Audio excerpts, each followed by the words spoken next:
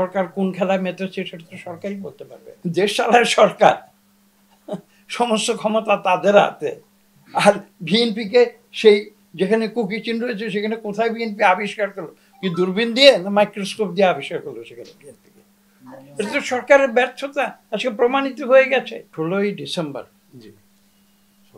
স্বাধীনতা, আমাদের যে বাংলাদেশের যে স্বাধীনতার যে মূল আদর্শ এবং উদ্দেশ্য, তার একটি হচ্ছে গণতন্ত্র, আরেকটি হচ্ছে দরিদ্র মানুষের অর্থনৈতিক মুক্তি। আমরা গণতন্ত্র বাংলাদেশে কেন চেয়েছিলাম সেই মূল বিষয়গুলো আপনারা আলোচনা করুন, সেগুলো গুরুত্ব দিয়ে আপনারা প্রচার করুন, দেশের মানুষকে জানতে দিন। তাহলে কিন্তু আপনারা এই দেশের সত্যিকার অর্থে সেবা করতে পারবেন।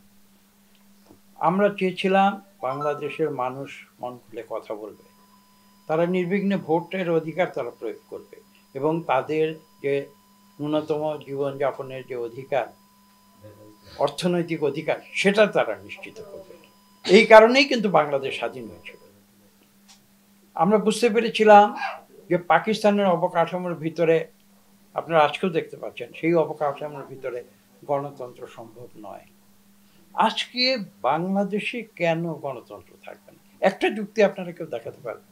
তাহলে তো বাংলাদেশের যে মুক্তিযুদ্ধের যে আন্দোলন, যে মুক্তিযুদ্ধ, তাই তো মিথ্যা হয়ে যাবে। ওয়ালটন ফ্রিজ কিনে অনেকের মতো আপনিও হয়ে যেতে পারেন মিলেনিয়াল, সেরা পণ্যের সেরা অফার। আজকে যে লক্ষ লক্ষ মানুষ জীবন দিয়েছে মুক্তিযুদ্ধে, যারা আজকে কবরে শায়িত, তারা যদি আজকে আমাদের প্রশ্ন করেন, আমরা তাদের কাছে কি জবাব দেব? এই সরকার কি জবাব দেবে?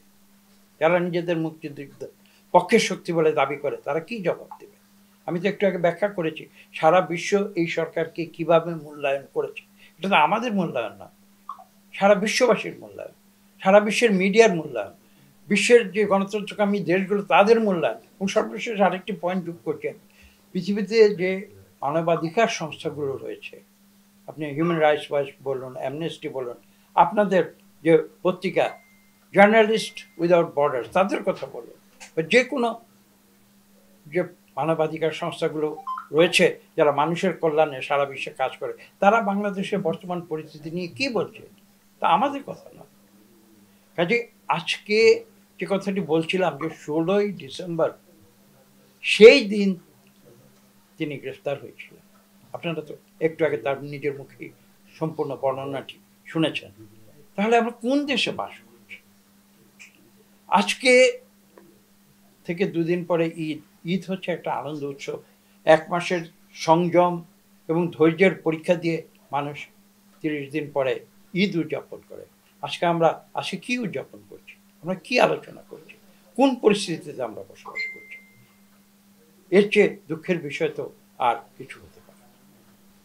পাহাড় অশান্ত কেন হয়েছে সেটা সরকার বলতে পারবে। সরকার কোন খেলায় মেতেছে সেটা তো সরকারই বলতে পারবে। সরকার এক সময় জুজুন ভয় দেখানোর জন্য আইএস নাটক করেছিল এই দেশে। এখন আজকে আবার সরকার কোন নতুন নাটক করেছে সেটা তো সরকারই বলতে পারবে।